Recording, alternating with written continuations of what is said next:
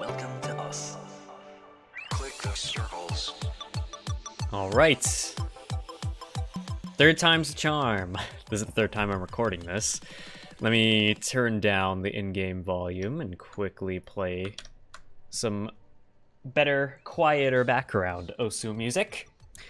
The reason why this is the third time I'm recording this, well, it's really the second time, is because first time ran on way too long, a solid 30 minutes. Let's not do that again. But this is my video on all my Osu settings, which involves Osu settings in options, Nvidia control panel settings, Windows settings, and tablet driver settings. So that's what we're going to go through today.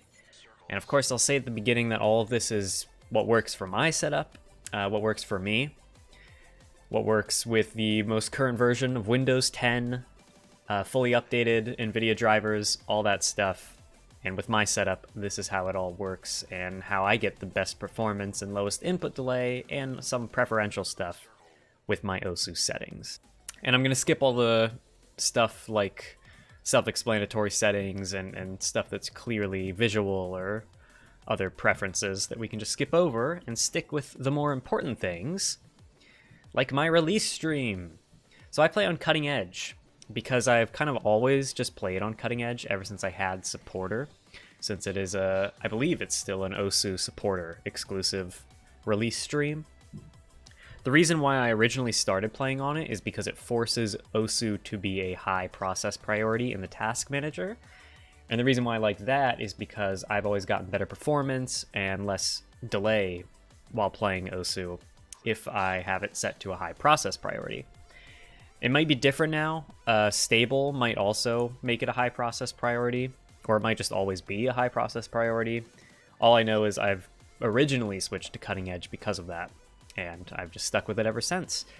If your Osu isn't set to a high process priority in the task manager, though, you can do it manually, regardless of what version you're on, by going into the task manager and checking the details of the Osu program. My frame limiter is unlimited. Used to be fully unlimited, I think, is what this used to be called, or just unlimited, instead of unlimited and then gameplay in parentheses. But unlimited gameplay to get max FPS and no FPS limiting while playing, especially with anything involving reaction time, rhythm games. Usually best to completely unlimit the FPS.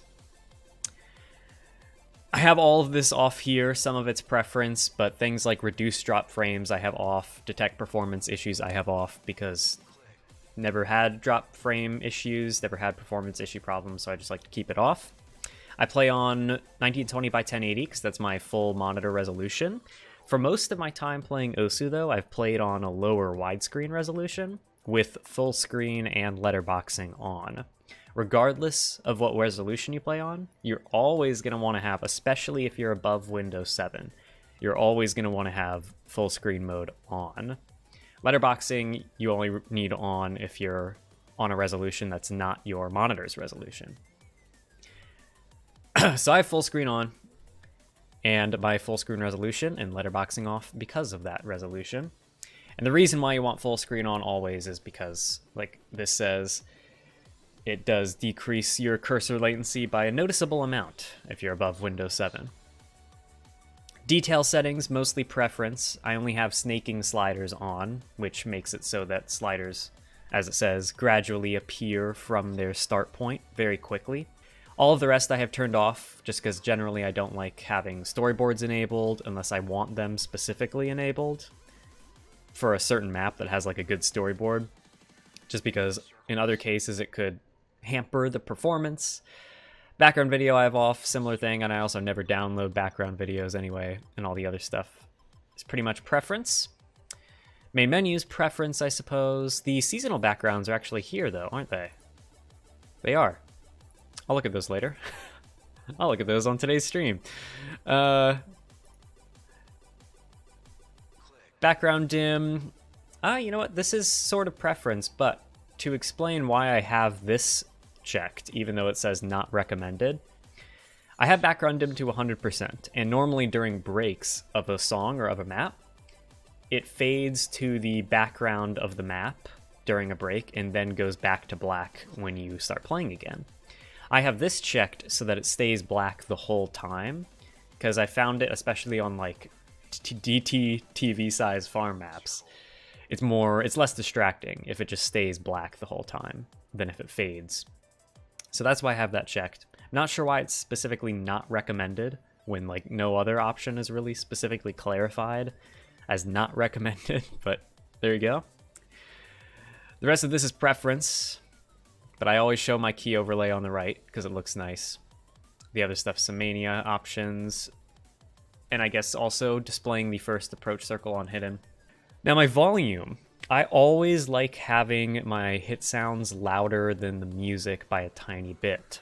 So for me, with my audio setup and for how I want it to sound on my stream, I have music at 40, effect at 60. In master, I usually play between 40 and 50% for master, but music 40, effect 60.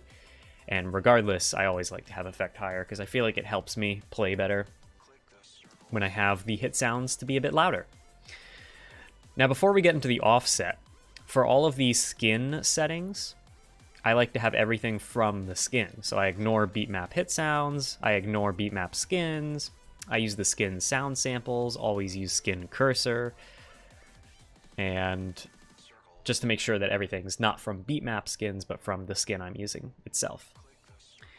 So, offset. Let's take a quick little dive into offset. Basically, I don't play with any. Universal offset, that is. Universal offset I have set to 0. You can change for each map the local offset for that beat map. And just because it can get a little confusing if I explain it, and I don't want to explain it incorrectly, I'm going to tab out to this post on the subreddit from a while ago that really nicely explains everything about both local and global offset, which I learned just today. Maybe I knew this before, but I feel like I just learned today that they're actually opposite. Local offset, if you make it negative, it makes notes time earlier, so that you have to hit them earlier. But global offset's the opposite. If you make it negative, it makes notes time later, so you have to hit them later. I never touch global offset. For some beat maps, if I'm hitting everything late, even though it seems like I'm hitting everything according to the song on time, then I'll add positive offset so that I'd have to hit them later. But since I'm already hitting them later, it makes me hit them what feels like on time. Very not often that you need to mess with offset. It's generally best to keep it at 0.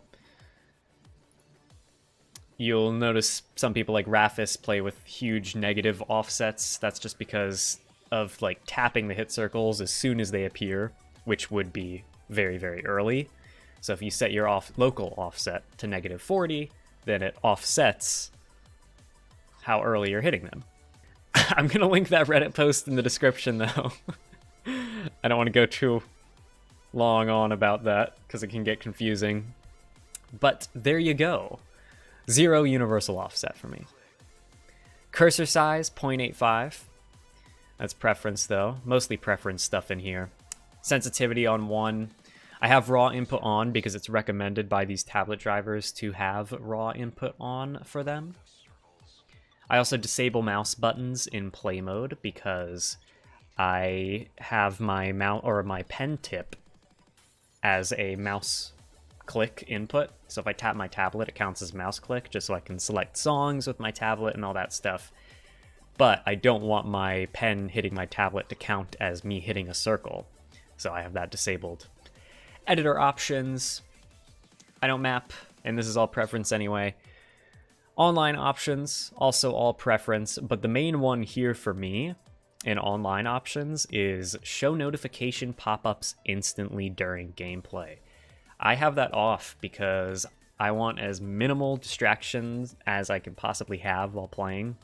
And so I'd rather not have, if a friend comes online or if I get a message or a Makuya request, anything like that, I don't want to see those pop up while I'm playing a map. So this just turns that off. Everything else is preference.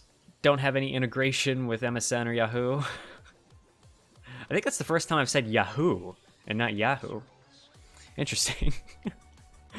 I always download with no video anyway because there's an option for it, so I just have this unchecked. I could probably check that though. And those are all my settings. Cutting Edge also used to have a ton of debug settings, but they've since removed them. I'm not sure why. Some of them were fun to mess around with, but they weren't anything super impactful. But those are my in-game Osu settings and what I play with to get my best Osu experience. But that's not all, because there's a bit more than just my settings within the game that impact the game. The first one that I want to get out of the way and go over is only if you're on Windows 10, I believe. Only if you're on Windows 10 and only if you have Microsoft Office and experience a problem where sometimes Osu randomly pauses your game, or it randomly seems like it alt-tabs for a moment. If that's something you experience and you're on Windows 10 and you have Microsoft Office, which is more common than it sounds, then you're in luck, because I have a fix. But if this doesn't affect you in any way, then skip to the time that's on screen now. I thought I'd go over this though, because it's something that I do for my Osu game, and something that if I didn't do, it would impact the performance. So, what is it then? Well, the screen's probably going to go black as I tab out, because that seems to happen with display capture. But I am going to go ahead and open File Explorer and go to, hopefully it's not a black screen right now. I'm going to go to Program Files. This is just where my Microsoft Office install folder is. I'm going to go to the Microsoft Office folder, go to Root, go to Office 16, and then in this folder, there's going to be a file or a program that is Office Background Task Handler.exe. And it should be right under this, assuming you're sorting by name. Should be right under this right here. Office Background Task Handler.exe. If you have that, you're going to want to delete it. And what that'll do is solve that problem of Osu randomly pausing, Osu randomly seeming like it's tabbing out for a moment. And it's not just an Osu thing either. I found that it's with a few other games, if that program, if that exe file is here. I found this through a few Reddit posts when I was troubleshooting that problem that I was having. And it seems to be now a more well-known fix. And I believe there's ways to fix it permanently, like going into the registry and editing things. But if you don't do that, I don't do that, it comes back sometimes. So mainly every time there's a Windows update, I'll come back to this folder, Office Background Task Handler.exe will be there, I'll delete it, all those problems that it caused will be solved. If you're not comfortable deleting it though, if that even is a problem that you have, you can feel free to look into it. Google Office Background Task Handler issues, Reddit, and you should get multiple posts and people talking about it, talking about different ways to solve it, ways that you can edit the registry to cause it to never come back, what it does in the first place, and all that kind of stuff. So that's that. That's a very important thing that I check for to make sure it's deleted, because it very much affects my Osu gameplay experience. Alright, what's left now is Nvidia control panel settings and Windows settings that aren't in Osu itself. So, let's do Nvidia control panel settings first. Again, apologies for the screen randomly going to black. I just learned today that with display capture and OBS, that seems to happen if I ever tab out and I have a full screen window like Osu. So, Nvidia control panel, we're going to go in here first. There's one specific setting for Osu that I learned from an older post on the Osu subreddit that can improve your performance and lower your latency or anything input delay related for Osu. Now I want to note that I haven't changed any of this myself. This is from a fresh install of the most recent Nvidia drivers. So I haven't changed any of this myself, and I never have with any other installs. So all these global settings are all completely default. And so is this. It seems to be default off for me, threaded optimization. But according to some of the posts I've seen about this, if it's not off for you for OSU, you're going to want to turn it off, and it will improve your performance. I've never changed this. It's always been off for me, so I've never experienced what it's like with it on. But for me, it's always been off, and I've heard it's best to keep it off. So, worth noting. That's it for Nvidia stuff, though.